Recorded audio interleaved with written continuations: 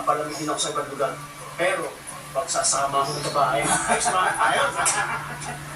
Sige, ubuso mo na yan.